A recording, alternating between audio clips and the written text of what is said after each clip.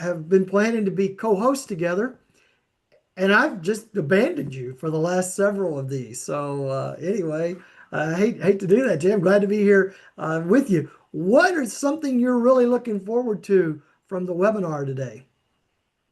Oh my gosh. I'm finally glad we're doing this. In terms of like workflow, man, I could definitely use a lot of help there. I just do what gets done, and I think there's a lot of opportunity for AI to make just my life easier, right? And have some more time for the thinking and doing. So yeah, I'm excited to see what Micah's got to share today.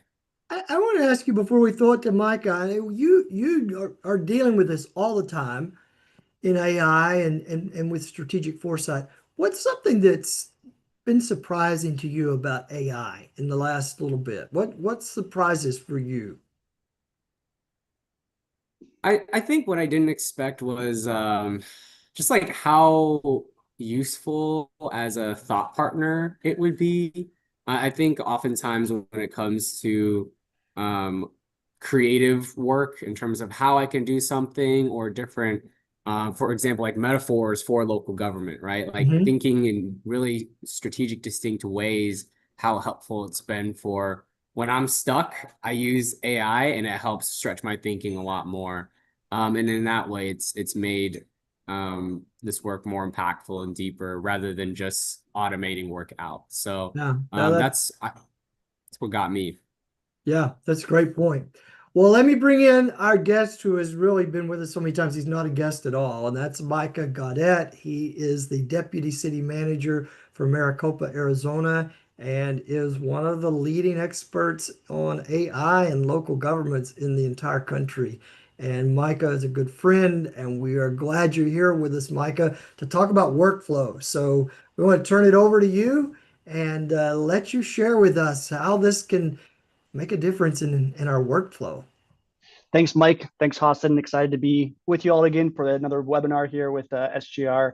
And we're excited to have everyone there on the screen. I saw a couple of cities and names that caught my attention. Saw Jennifer over in Broken Arrow. I just spent the night in Broken Arrow with my brother on Thursday evening. So I was just in your city a couple days ago.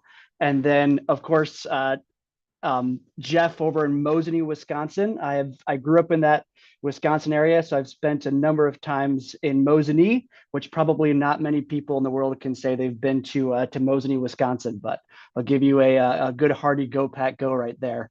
Um, right here, we're gonna start talking about how to use AI with a focus on some real use cases for budget, economic development, and things like that. I'm gonna see if I can share my screen here. Let's get this guy going. If I go down here, hopefully now it's seen in presenter mode. Let me double check just to make sure. And I think we are good to go. Perfect. Right here. There we go. So again, some just everyday use cases for budget, finance, economic development. I'm going to be showing you a couple things. And what I have is I have some preset videos I've done, and I'll walk through the videos here shortly, but just a heads up for you, that way you know what you're getting into. I did the videos just because I wanted to shorten some of the lag time on it. Sometimes it takes a little while for things to load. So in the interest of time, I wanted to show you that looks like. We'll walk through kind of briefly how to get started on that live. That way you know kind of what that looks like in case it's not obvious from the videos. But what I really want to show you is the end result of what these different AI tools can do. We're going to start doing a little bit with agentic AI, some agentic AI platforms that are out there, and just showing some of the real world impacts of these types of platforms and how local governments can use them. So what I want to say is kind of, buckle in a little bit here, because what we're about to dive into is it blew my mind when I was doing some of the research and putting this together. I was floored. I had to, go and tell my wife, who did not care at all about AI and it is not an AI enthusiast like I am. That's where we keep each other balanced that way. But I had to tell her because it's just so incredible what these different AI tools can do. And I think one of the reasons why it's so cool is because number one, it's kind of easy. It doesn't take a lot of technical expertise, which is really good for me. It's very accessible, which means that anyone can do this. You don't need to have a large budget. You don't need to have a highly skilled uh, technological background and know how these different things work intuitively. It definitely helps, and definitely want to continue learning with this, but really anyone can do this. Anyone can get started with this, which is really, really exciting. And I'm excited to share with everyone from, all over the country, from Wentzville, Missouri, all the way up to Mosinee, Wisconsin. Anyone on this call, anyone that is listening to this or watching this later on the road, you can do this. This is not something that's there's no barrier to entry with something like this, which is really, really exciting. So what we're going to do is we're going to use AI to do a couple things. And what I wanted to focus on is kind of optimization. We talk about efficiency, and I really want to focus more away from the term efficiency for the sake of it, because it's not always obvious that efficiency is necessarily the end goal.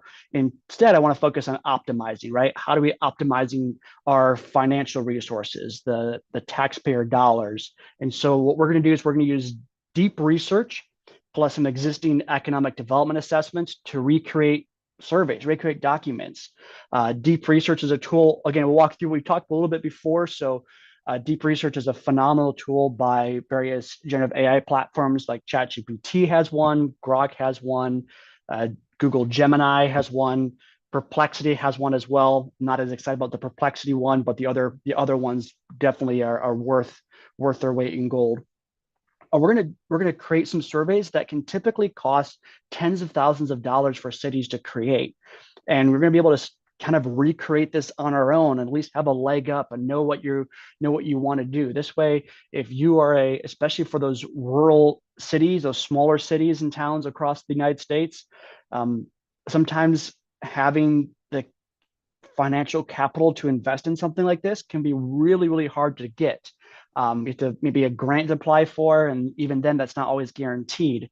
So this is some ways we can really optimize some dollars and get some real value for our communities. We're also going to optimize some time. We're going to use some conversational AI tools to build some mini apps to kind of level up some financial analysis and show how you can build these different apps to be able to work with your data directly. And then we're also going to optimize brain power, right? I was just in Yuma last month we had a webinar with SGR co-webinar with the Greater Yuma Economic Development Council. They were happy to host me live there.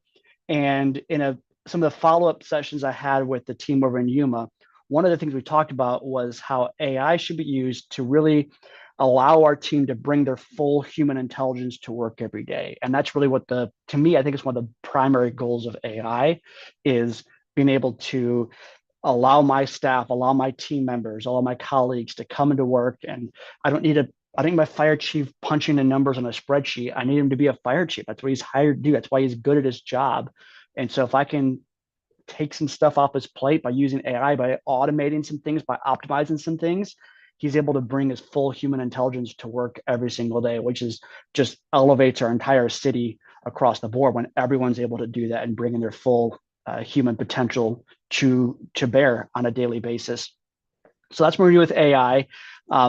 For starters, let's talk about recreating some assessments. And what I mean by these assessments, if you've seen those like economic development assessments, maybe a survey, maybe economic development strategy or things like that, specifically what I'm referring to.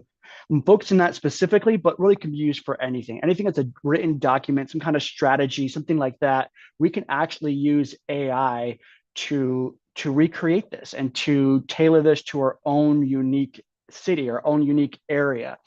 And so there's a kind of three-step process of how to do this, right? Number one is what I would do is I would go to Perplexity AI or a web search enabled generative AI to find published samples, right?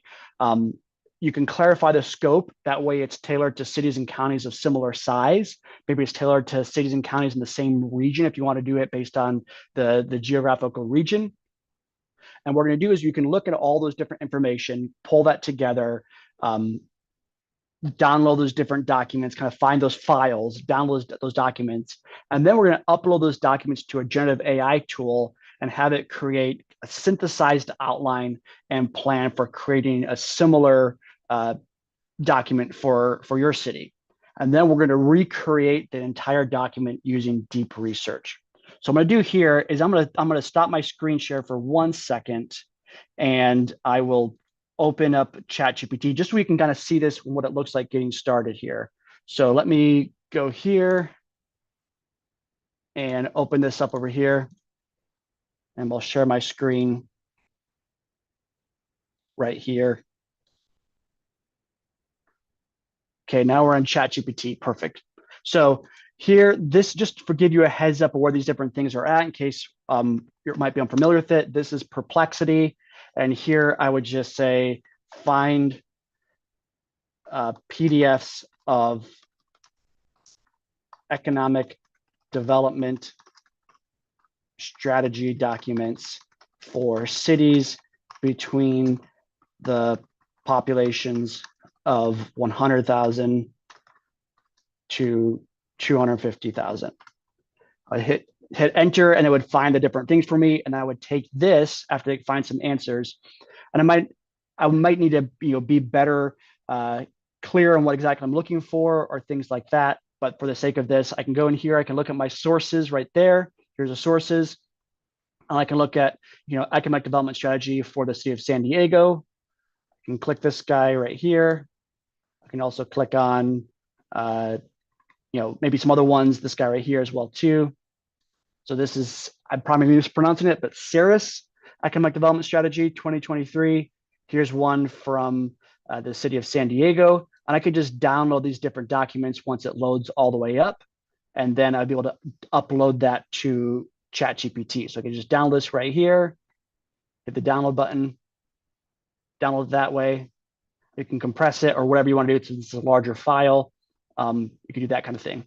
Once that's all done, then what I'm doing is I'm coming over to ChatGPT, and I would tell it, I'd upload the documents right here, add the files, and I would just say, create a outline and plan for developing a similar document for the city of Mosinee, Wisconsin. And that would be my outline. From there, after the outline is done, what I would do then is say, okay, based on this outline and strategy, please create a prompt for deep research. That way I can replicate this for Mosinee. Once it creates the outline and prompt, then I would simply paste that prompt into this text box, click on deep research right here, and have it go. So enough talking about it. Let me show you exactly what this looks like and how this would look like live in a session here. So again, I make sure that we are sharing right here. Perfect. Okay. So let me show you what this looks like here. This one I'm saying I wanted you to act as an economic development specialist with a PhD in local economics, look at these 3 documents and put together a research plan for doing a similar targeted impact analysis for the city of Little Elm, Texas. So it's going to go, and again, I've speed some of this stuff up here. It takes a little bit longer than what you're seeing on the screen. For the sake of time, I did that, but actually walks you through what it's doing. You can see I actually thought for 29 seconds. That was definitely not 29 seconds, but we can go through, and here it's going to give us a whole plan for Little Elm, Texas, and how to replicate this whole thing. So the next stage we're going to do here is we're going to go in here and say, okay, perfect. Now take the plan and let's create an actionable deep research prompt for this types of thing. So what we want to be able to do is basically duplicate this process for Little Elm, Texas. So I want to do target a similar target industry report for the city. So we'll type this out here, and then from there, hit enter and watch it go again.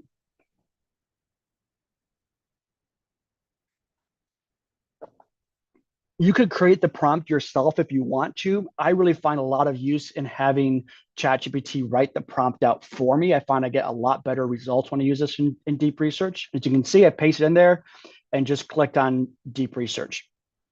Now, sometimes what it does is it'll ask you some clarifying questions. These are always helpful if you want to answer it. You don't have to. You can just say go or something like that. You can ignore it if you want to, but sometimes it's helpful to clarify or provide some general direction on that. And this one, I want trusted and verifiable sources and I want to focus on local sources. And for the question of the output, I wanted this to be a full drop report with visuals and tables as well. So once that's done, I'm going to go in and finish the last question here about studies want to prioritize. And this one, I just want to make sure that's, it's kind of finding the research for me and telling me which cities would be best to do. So here to go through, and again, this does take a lot more time than what you'll see here.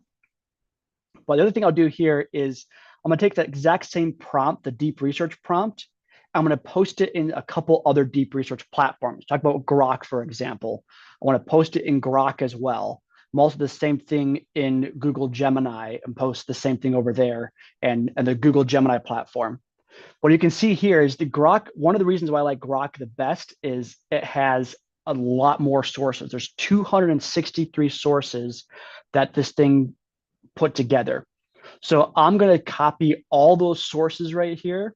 I'm going to put those sources into a Word document on my share drive here with all the different sources that I have. And I'll show you why we'll do that here in a second. We're going to take all these different sources right here. And then I'm going to take the sources from this one as well. So this one from ChatGPT Deep Research also has a number of different sources. So again, the same thing, I'm simply going to copy all those sources. This is why deep research is such a powerful tool, because it actually provides you with references. So you can go back and check and make sure it's actually a trusted and verifiable source. But again, the same thing, I'm going to paste those documents here in the same Word document as well. And then the next thing we're going to do after this is all pasted here. I'm going to save this document, just that way I can go back and access it later, and I can take these sources and really escalate what we're doing. Now, you could just obviously just go through and do the same thing, one deep research. I like using a lot of them. I find it's very helpful this way. So I like this way better. And what we're going to do here is I'm going to attach the Word document with sources, the sources we all put together from Deep Research ChatGPT and Deep Research Grok. And I'm going to upload that file, paste that right there in there, and say I've also attached sample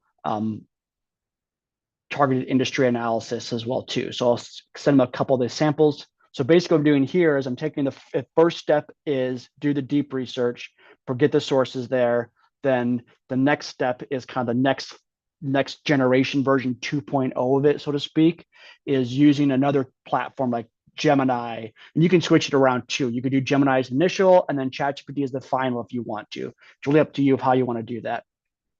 So I'm going to edit the plan just to show you what that looks like here. We can look over the plan. If it looks good. So far, this looks good. So we will just go ahead and get started on this deep research report here using the sources we already put together, as well as the samples that we had. And again, for the prompt, it's the exact same prompt that ChatGPT helped me create based on the action plan we developed. So it's going to go through and research all those different websites, since those websites are pretty good. And here you can do is you can actually export to a document. So now we have a document. On the ChatGPT side, you do the exact same thing in deep research. You actually export it to a PDF. But this is the part that I think is really cool. You can actually turn this entire thing we just did, this deep research, and we can turn it into a really, really cool infographic that you could post that infographic on a web page. You could do different things with it. It's just an HTML graphic is basically what it is. But you can see, look at this. We have, based on this different numbers, we have an interactive dashboard that we created. So not only do we have a document that we can then use for planning and economic strategy, we also now have a interactive dashboard that we can use to really tell the story in a more visual manner. And again, this was sped up, but this was done in approximately, probably took me about 40 minutes to an hour all told to put together, just based on the time it took. You can see even there at the end, it added a link to the Little Elm Economic Development Corporation website, not something I asked it to do. You can see that in the chain of prompts, there was no discussion on making a linking to the website. Just I clicked on the infographic and there you have it, all done there. So again, not that difficult to put together, as you can see. It was basically conversational AI saying, explain what I wanted to do, explaining what I was trying to get to. And now we began looking for just a summary, a recreation of a document. We got so much more than just the recreation of a single document, which is, again, super, super powerful. I think a really, really fun way to be able to interact with AI and interact with our data and make our data maybe more accessible to people, especially if, not many of us, there's few of us in the world that actually want to read through a 30+ page economic development strategy document. And especially if you think of residents and whatnot, how many residents are going to read through that 30-page document? Probably not many, but will they go to a website and look at a dashboard? Yeah, probably more likely to. And will that be able to tell our story better too, which was another really important piece of that. So that's how to recreate a strategy, like an economic development strategy document. Again, you do the same thing for any type of document that you have, any type of report or things like that. You do the exact same thing and leverage these different tools. I did it this way just because I liked the output on Gemini of creating the infographic and things like that. That was super, super cool. You could do it different ways. You could start with Gemini and end with a document through ChatGPT. Gemini is unique in the ability to have those documents and have the interactive dashboards and things like that. So that's why I liked having that as the output. You can do a lot of cool things with that. Okay, so let's go back. Okay, there we go. So here we go. The next thing we want to focus on is some solutions for your data. And the first thing we want to focus on is this. One of the things about AI nowadays is if we can dream it, we can do it. Right? If there's something you think you can do or you want to do, if it's not here today, I joke with people to if AI can't do something today, wait a week and it'll probably be ready to go. So how fast AI is moving. But if you can dream it, you can do it. There's no need for complicated coding or specialization or things like that. If you can think of something up, you can definitely do it. One of the things we want to do too is we want to provide clear directions. In the samples we gave, examples we gave in the slide prior, we were pretty specific in what we wanted the output to be from the very start, right? Give it a role of your economic development specialist, PhD in economics, and all that stuff to give it some clear directions. So as long as we provide clear directions, we'll get some really good results, which is one of the benefits of some customized app building. Other thing I'd say too, what we're about to put together, I'll show you here in a second, is the question might be, well, isn't ChatGPT better, right? And you'll see this here in a second, because what we're gonna do is basically create an app that talks to our data and it provides insights and analysis on our data. And the answer about if ChatGPT is better is probably, but there's something about just having fun using AI, which I think is a really underrated part of AI work, is have fun with it, right? One of the things I was talking to a group of people maybe a couple of weeks ago, maybe about a month ago now, and we were talking about why people use AI and the motivations for using AI at work versus the motivations of using AI at home. And what I find is sometimes there's a disconnect where we're using AI at work to be more productive, more efficient, which is not necessarily a bad thing, but we're using AI at home for maybe more enjoyable and creative means as well too. And so one of the things I think is important is to try to bridge that gap, to be efficient, to be productive. Those are good things to do and certainly desirable things to do. But at the same time, doing it because it's fun as well, and having some fun and having those aha moments in your day as well of cool things you put together, whether it be something small or something great. I think a lot of us probably got started using tools like ChatGPT because we had that aha moment. And so continuing that energy when we're using AI and things like that can be really helpful, especially for the times we get bogged down into a project or something like that. It doesn't work exactly the way we want it to work. We can still push forward. And sometimes too, it's not always productive or efficient the first time. And so, but still having those aha moments can help us, plow through those different bogs and really help us to make sure that we're able to get to the end goal of being productive. Because the first couple of iterations, we might not see the efficiencies gain right away, but maybe if we push through it because we want to be creative, because we want to try different new things, we can really push through and get to the productivity and efficiency we desire. So in this one, what I'm going to do in this example, this is a tool called Replit. This is a conversational AI app builder. And before we do this, let me just go ahead and show you what Replit looks like. That way you can see this here. I'm going to stop my screen share because sometimes it's helpful just to make sure we all know what this thing looks like ahead of time. So let me go over here and share my screen over here.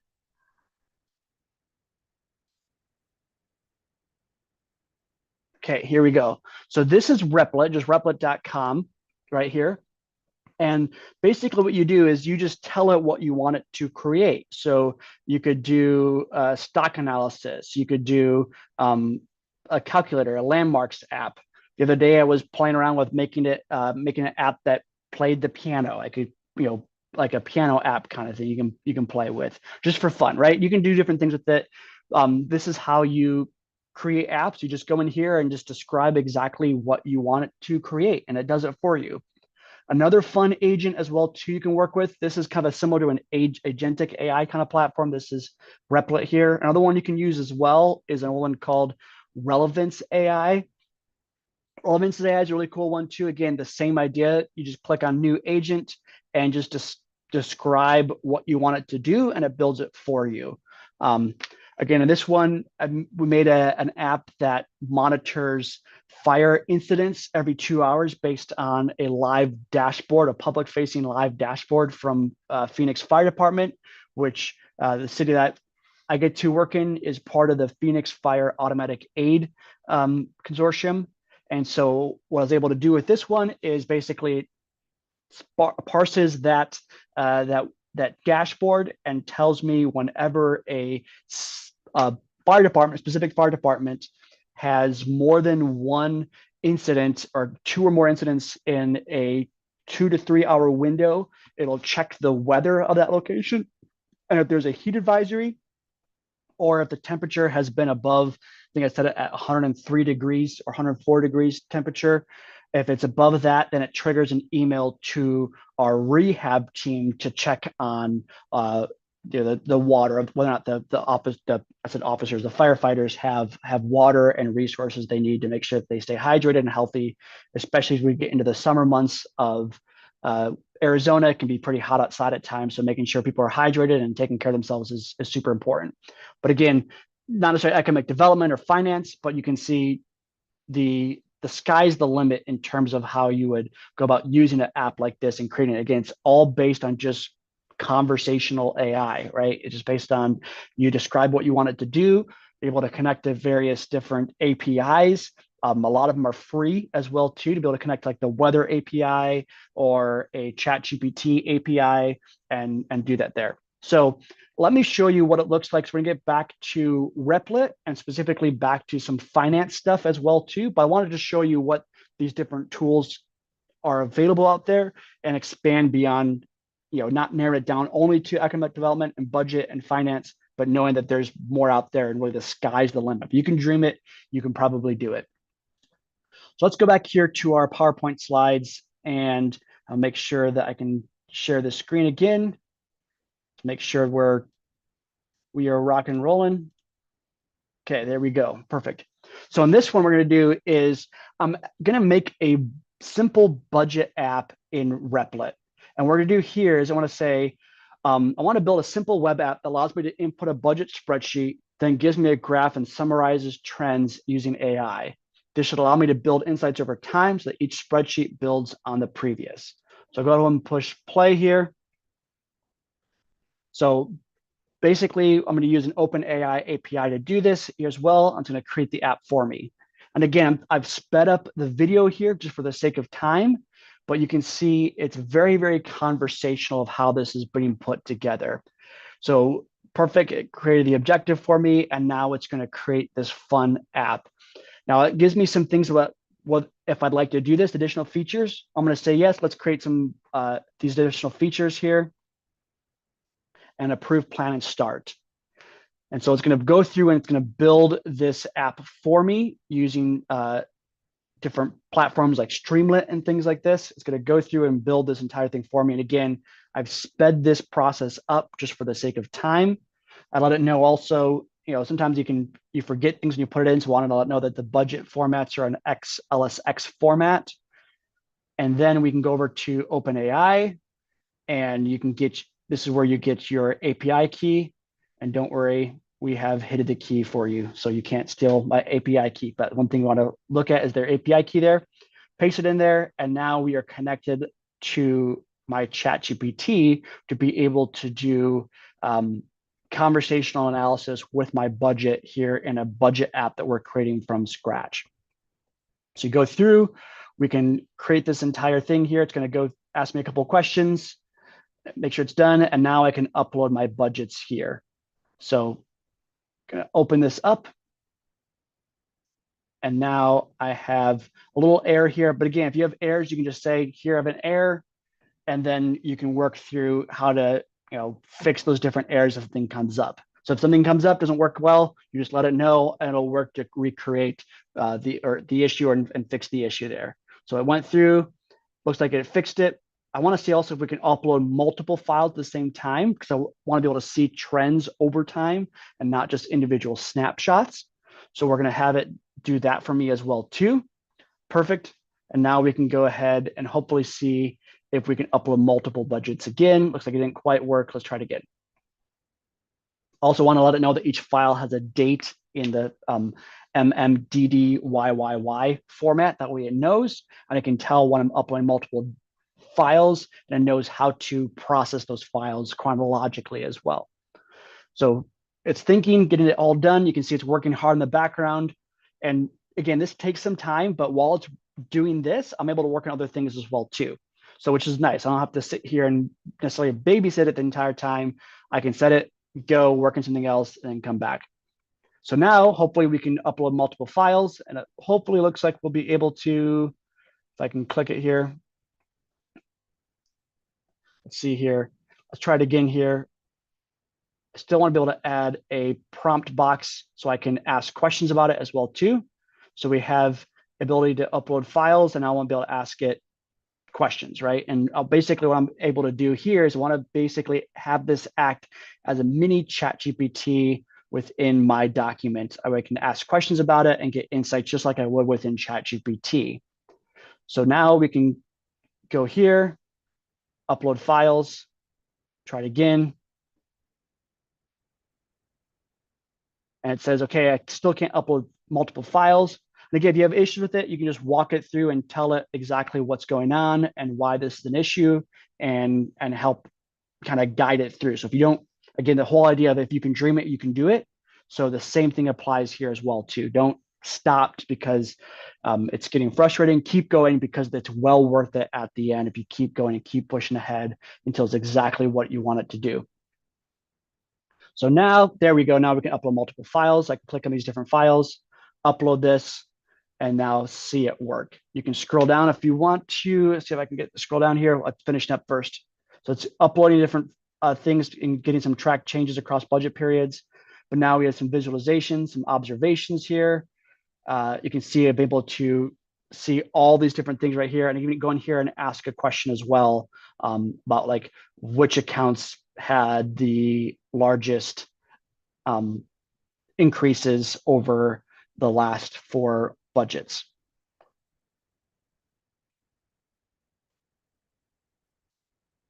So that right there is how to quickly, and I say quickly, that probably took me building that entire app from start to finish probably took about 30 to 40 minutes to create. Again, I got distracted doing some other work as well too at the time, so I wasn't necessarily diligent in responding right away as I was building that thing there. So it took me a little extra time there, but probably actual time about 30 to 40 minutes. And again, you could probably do the exact same thing with ChatGPT. You could go ahead and just have it create, upload the documents there, have it create visualizations, have it create things like that. But it was kind of fun to create. And that's where I go back to the idea of having fun with AI and enjoying the time and really harnessing our creative power of being a human being and enjoying what we're doing too. I think is really, really, really important.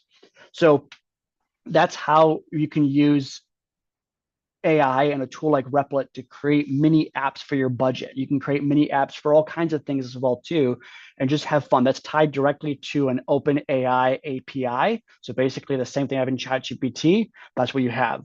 Now, one thing I will note on this as well too is when I uploaded the budgets on my end of things, I sanitize my budgets prior to uploading them, just like I would do for ChatGPT. So for instance, I took out all my org and object and project codes. I took all the GLs and things like that from the document. I scrubbed that out and just had account descriptions, budget amounts, amount spent, and remaining budget on my spreadsheet, right? Things that I'm comfortable being in the public domain or things like that. So I didn't tie anything to a GL or to any kind of bank account at all, which I would highly recommend it. Even though it is your own app, it's still tied in the backend to OpenAI.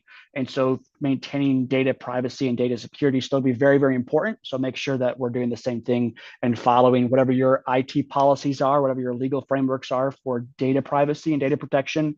Even if you're creating your own app for it, because we're using a API from a large language model, whether it be OpenAI, you can also have other ones in there too as well. Perplexity, I believe, has one as well.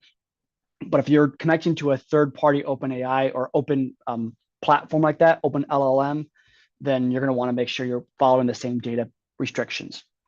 So one thing that you can do as well, we talked about this a little bit, but just for the sake of example, and make you all aware of what's out there, you can do things like allowing the data to come to you. So we can use AI to find data. Tools like ChatGPT, Perplexity, Gemini, Grok, right? Things like that. Great and fantastic tools. But some things sometimes we forget, right? Sometimes we get busy, we're working on something important project, and then a week before the deadline, remember that grant opportunity or something like that. So what we can do is we can have AI do the work for us. We have tools like Browse AI or Relevance AI to create agents that can monitor websites, sift through data, and send emails. And that can take that time, and we can take more time with the residents and more time in more meaningful projects. So what I want to show you in this one right here is I'm going to go to another tool called Browse AI. So here's Browse, helpful if I could spell correctly. Browse AI. This is a really fun tool as well. Again, it's a kind of an agentic type of AI that basically is an AI data scraper. And so what you can do here, I'm going to have it load up here in a second. And this can be super, super helpful for grants or things like that. I'll show you specifically how this one works. So I'm going to use sign in here. I'm gonna close up these other tabs because sometimes I feel like it works faster. I don't know if it does or not if I close up the other tabs, but psychologically, I think it does. But open the Browse AI tab here. And I created one for us already. I'll click on this one just so you can see it. And I'll walk you through briefly how this is put together. So if I go over here to Browse AI again, open another dashboard. Basically what I've done is I've created a Browse AI function that's parses through all the grant opportunities on grants.gov. And then I'm able to use that to say, okay, focus on the ones that are only for cities and send me an email that summarizes that together. So you can do basically the same thing right here, build new robot. We're gonna extract structured data or monitor site changes. On this one, we'll just do extract structured data. We're gonna go to grants.gov. Search grants, and get the right URL here. Here's the grants. Here's forecasted. You can even do this too. So on this one, I'm going to click on city or township right here, copy this, paste this in here right there, and start training the robot. I'll show you what this looks like too to train the studio, the training studio. It'll just open it up right in here, open up a browser. Basically, it's going to connect to the grants.gov web page, the search URL there as well. Sometimes it gets stuck on 55%, but it'll get there quickly here. And once this is done, we're able to train a robot on exactly what parts of the grants.gov page to look at, because you can see you have all this information on the top part, on the left part, and really all we want is this part right here. Still working, almost there. See, it gives it in like 25% increments as it loads up. Okay, we're almost to the end here. And so basically what I have it do is I want it to capture text. So I click this right here. It's from a list. And we can hover over what we want it to do. I can click right here. Click right there. And basically what it's going to do is extract what it's looking for, and I can tell it whether to go up or down. You can look at the number of rows you want it to extract. So for this one, I'll just say 250 for the sake of example. We'll click Save Captured List. And then it automatically confirmed that, okay, you want to click next page to grab the next one, right? Yep, that's correct. And then you finish, and then it's going to basically say the robot, and you can put that together and have that ready to go. And then you can integrate it with different things like a spreadsheet or things like that. You can name your robot, save it there. It's going to run the task, and you can spin that up and have it done there. You can have it set where you can do it every couple hours. You could have it done every couple of weeks, every couple of days, whatever you want to do. That's how you put that together, but can be a really powerful tool instead of just having to go and use Perplexity or other tools like that are already out there, phenomenal tools. There's actually tools that let the data come to you as well. You do something very similar with this. For example, if you wanted to using ChatGPT, you could have it create a task that does it for you. But I find this is one of the better ones to use, and just have the Browse AI data scraper work in the background for you and send you information when it finds new information. So with that being said, I know I hit us with a lot of information, a lot of data here. I'm going to stop my screen share and turn things back over to Hassan and Mike if there's any questions or things like that. Yeah, great presentation. Thank you, Mike. I never really thought about being able to use AI to create apps like you just showed, and it made me think about so many cities, the increased amount of transparency that they could have in the collection of data was very, very mind-blowing. So, one question that came in is there an AI option for reviewing GIS imagery maps to detect nuisance properties? You use that for anything like that? I've used so not necessarily automatically, where you can't necessarily get it from, say, a satellite imagery just because of when the satellite imagery is being taken. But one of the things I'm able to do is you can actually create a GPT or something like that with your city code or those relevant sections of your city code that talk about design standards or blight or things like that, and upload it. And then I've done this with like parking violations, for example. Take a picture of a parking violation and say, okay, is this vehicle parked legally? Is this within standards of design standards or things like that? And it'll be able to analyze the image and then tell you based on the code whether or not it's in compliance or not. Now, I'm not sure if it's really efficient because you still have to send someone out there to take the picture. And normally the person taking the picture is already trained on the code sections anyways. So they're able to determine right away whether or not it's a violation of the code. And there could be some nuances too, where the grass might not be above 8 inches. If there's something like that, could be 7 inches. That could be a little nuance. So I'd be careful with it. But yeah, there's some tools out there that can do it. Not ones that are necessarily automated yet that I've come across, but maybe next week. Okay. Yeah, it's changing. Halson, I know we've got another question. I'll let you take that one. Yeah, sure. And in terms of the GIS question, I at AFI's last Transforming Local Government conference, there was a great session in the city of Stockton using AI to combat blight and detection. So they would attach cameras to code enforcement vehicles, and it created enough efficiencies to the point where they would invest in programs to go upstream on the problems and start creating education and more code compliance. So there's a link there to the folks there, and if you'd like to get in contact, we'd be happy to try and make an introduction. So the question, which I love, is from Michelle, and they're saying those are great tools that you identified. Our new AI policy requires all tools we use to go through an IT security review. What's the most optimal way to evaluate these tools with respect to security and privacy issues um, that it is concerned with?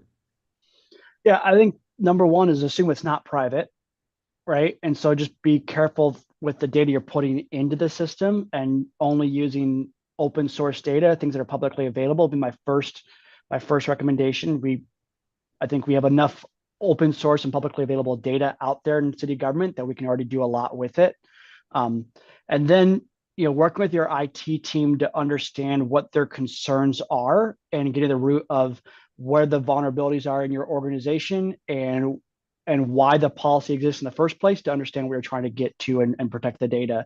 Um, I'm sure there's a reason behind a policy like that and a really good and thoughtful reason for it. So understanding that can help make sure that we're complying with not just the letter of the policy, but also the spirit behind it as well too. And just understanding from IT's perspective and from legal's perspective, what the various risks and liabilities are and how to protect against that. And that would apply to whether or not you're using Google or if you're using a open AI platform or generative AI platform or an app. It's all the same thing. Micah, kind of a follow-up from Michelle on this, little different question, but same person asking. I think it's a great question too, is, if a city is just getting started on a project, what's your advice on kind of where to start? So it's not too big, but it's something that might lead to other things. If you were gonna, from your position as DCM, what's a good place to start for a city? I always prefer to start in the beginning, Mike, but that's just my preference. So That's whenever I start something, where you would read a book from, yeah, yeah. yeah, yeah, yeah. No, I mean, I would say start with something manageable, right? And understand that the whole adage of how do you eat an elephant one bite at a time. And so something small, something that can get some energy going, look for some small wins right away just to see if it works and be, have that eye of, okay, does this still make sense? Do we believe in what we're doing? Not to mix metaphors too much here, but one of the things I tell my team is I don't care how you cook the hamburger, I just want to eat hamburgers. And so given some creativity as well too to allow people to, again, the whole idea is bringing your full human intelligence to work every single day. And so if we can do that and give them some creative license, some guardrails, some left and right limits, to color inside the lines, then we can do a lot. But start small. Start with things that we can manage with the talent and the capabilities of your team, and things that are going to get them excited about it. Because with any project, there's going to be some hard times in a project. There's going to be some tough sledding, and if we Mhm. get some early wins and believe in what we're doing, then we can push through those. We can push that boulder up that last hill to get the project accomplished. Yeah. As you were talking earlier, it made me just think how sometimes people in smaller or medium-sized cities might have in the past a little envy about, oh, if we just had bigger staff, if we just had this, then we could do some of these fun research or projects or create things. AI is allowing all of us to become more creative because we can make use of those tools. And I think that's really, really exciting. And you've kind of stimulated my own imagination on that. So certainly appreciate it. It's been a great presentation and really excited. We don't have any webinars in general. Wednesday webinars, we take a month off in July. So how we will hear from you, Micah, in August, and excited about that. Thank you to everyone who has joined us today. Want to invite you to be back with us next week. Our friend Randy Mayu will be doing an executive book briefing from the new book on by Admiral McCraven, Conquering Crisis. And we never have any crisis to deal with in local government. So, but just in case, maybe that would be a good one to sign up for. I hope you'll be a part of it. And so, Micah, thank you again. Halson, great to see you. Thanks for all of your leadership. And Lisa Shook behind the scenes. We really appreciate you. And I hope everyone has a great rest of the day, rest of the week, and we'll see you down the road.